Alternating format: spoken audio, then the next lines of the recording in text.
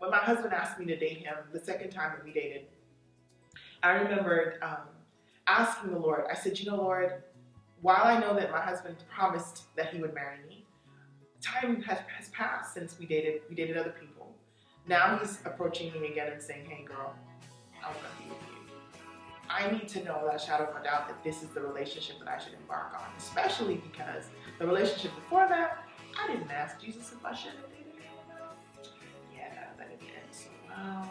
I could have saved myself some heartache, and I could have saved him some heartache had I really done the same thing I did with my husband. And so I said to the Lord, here's Gideon in the Bible, when he was called to go and be a judge. He said to God, I need you to prove it to me. And so the story is told in Judges of Gideon putting a fleece out and asking God, make the fleece wet and the ground dry. And when God did that, he said, okay, so now I want you to make the ground wet and the fleece dry. And so he put out the fleece. So I did the same thing. I said to the Lord, listen, if this man who's asking me to be his girlfriend this second time around, if he is to be my husband, this is what I need him to do. I need him to call me and invite me to study the Bible with him. And said, Lord, if he calls me and says, let's study the Bible together, I will know that you're saying he is to be my husband and I should be in this relationship with him. Don't you know the Joker called me and asked me to study the Bible? I was like, oh. Because see, what happens when God says yes? Then you realize, okay, so I can't just walk away anytime I feel like it, Jesus. No. I can't just like, I'm fed up, I don't want to deal with you. No.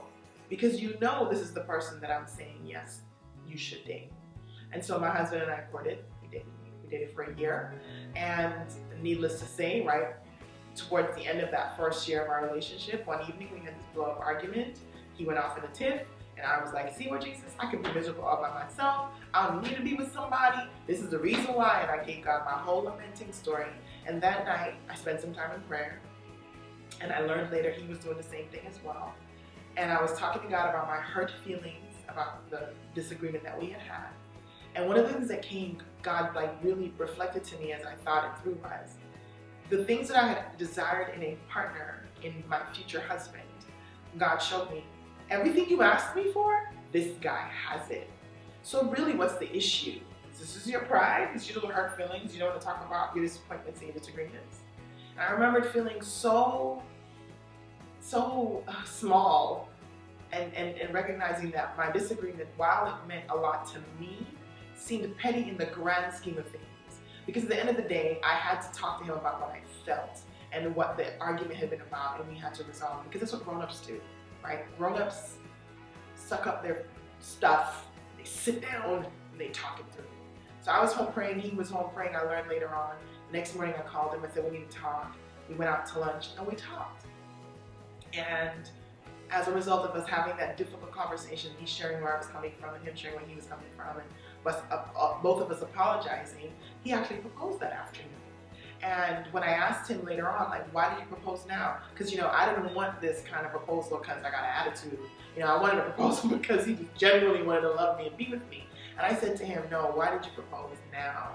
And he said, because I prayed and I asked the Lord. I said, if today is the day that I ask her to marry me, I need her to be wearing what she had on yesterday when I saw her. And don't you know, I was wearing what I had on the day before.